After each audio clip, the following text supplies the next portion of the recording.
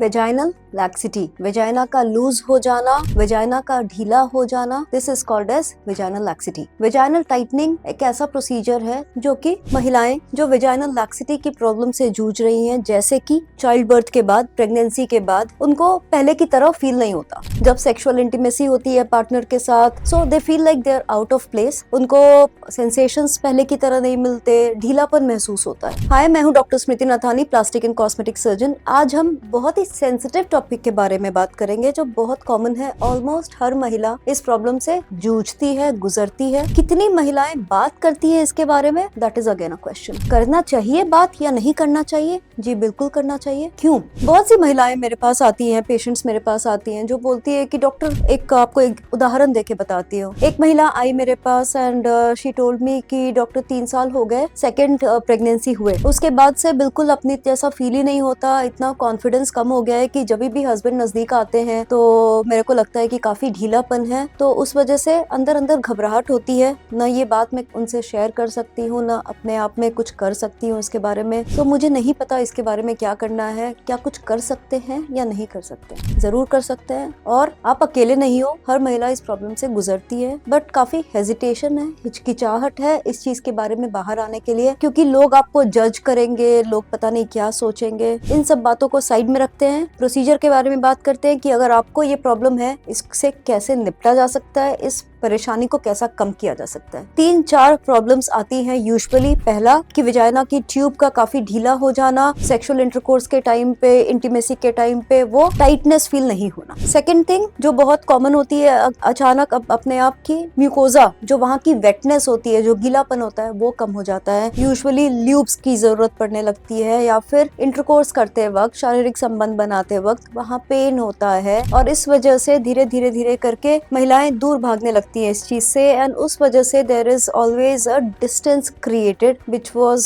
जरूरी नहीं था, बट अपने आप इन प्रॉब्लम्स की वजह से आने लगा। तीसरी चीज ये होती है कि सेंसेशन का कम हो जाना। क्लाइटोरिस की एरिया में, वेजाइना के अंदर सेंसेशन जो कि होते हैं नॉर्मली सेक्सुअल इंटरकोर्स के टाइम पे, उनका कम हो जाना, उनमें काफी कमी आ जाना, सो दैट कि आपको जो ऑर्गेज्मिक, जो क्लाइमैक्स फील होना था, जो होता था पहले, वो पहले की तरह नहीं होता। इन सब प्रॉब्लम्स को कैसे सॉल्व करें, स्टेप बाय स्टेप देखते हैं। 2 चीजें होती है, 2 तरीके होते हैं जिनसे हम इस प्रॉब्लम को का निवारण कर सकते हैं, सर्जिकल, नॉन सर्जिकल। अगर आपके वेजाइना में काफी ज्यादा ढीलापन है और आप चाहते हैं कि 1 शॉट कुछ ऐसा करो जिससे कि वो कम हो जाए, आप बार बार हॉस्पिटल नहीं आ सकते, ट्रीटमेंट नहीं ले सकते, तो the procedure is called as vaginoplasty, जिसमें जो ट्यूब जो कि ढीली हो गई है, बड़ी हो गई है, फैल गई है, उसको हम छोटा करते हैं, काटते हैं और वापस स्टिच डालते हैं अंदर में, जिससे कि वो वापस सिकुड़ जाती है। क्या फायदा होता है इससे? वापस जो ढीली हो गई थी, जिसकी वजह से आपको फीलिंग, सेंसेशन वगैरह नहीं फील हो रहा था, सब कुछ लचीला लग रहा था, वो वापस रिस्टोर हो जाता है। आगे बात करें हम, जो ड्राइनेस आती है,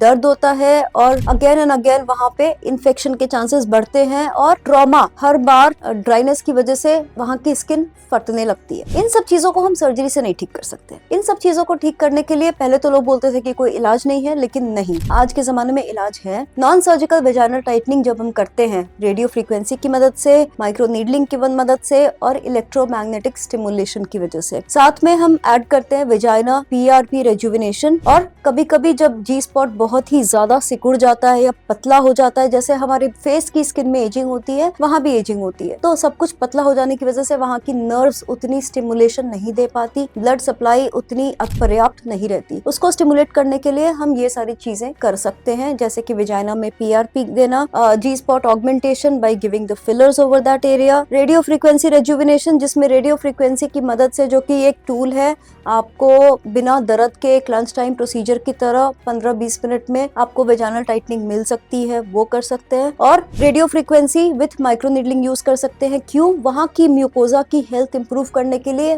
बिल्कुल वैसे ही जैसे हम फेस में माइक्रो नीडलिंग करते हैं, अपने फेस की स्किन को इंप्रूव करने के लिए, कोलेजन बढ़ाने के लिए, इलास्टिसिटी यानी लचीलापन बढ़ाने के लिए, वैसे ही वहाँ कर सकते हैं, जिसकी वजह से ये प्रॉब्लम जैसे कि वेटनेस का कम होना, घर्षण का कम होना और वहाँ पे ड्राइनेस होना, ये सारी प्रॉब्लम आपकी सॉल्व हो जाती है। कई महिलाएं ऐसी भी होती है जिनको साइकोलॉजिकल भय, डर होता है सेक्सुअल इंटरकोर्स से, उसको बोलते हैं डिस्पेरियोनिया, जो कि दर्द होना सेक्सुअल इंटरकोर्स के टाइम पे, या फिर वो डर होना कि नहीं अगर मैं करूंगी तो दर्द होगा। सो ये सारी चीजें भी काफी हद तक नॉन सर्जिकल ट्रीटमेंट से सॉल्व करी जा सकती है। ऑन द होल मैं ये कहना चाहूंगी कि ये सारी प्रॉब्लम्स वो है जो महिलाएं बोलने में, शेयर करने में डरती हैं। पहला कि लोग जज करेंगे, दूसरा उनको पता नहीं है कि ये सारी चीजें सॉल्व हो भी सकती है, क्योंकि यूजुअली यही समझते आ रहे हैं लोग काफी सालों से कि ये ऐसी प्रॉब्लम्स है जो आती हैं चाइल्ड बर्थ के बाद, ब्रेस्ट फीडिंग के बाद, ये नॉर्मल है 2 बच्चे के बाद ऐसा होना और इसका कोई इलाज नहीं होता, इसको तो ऐसे ही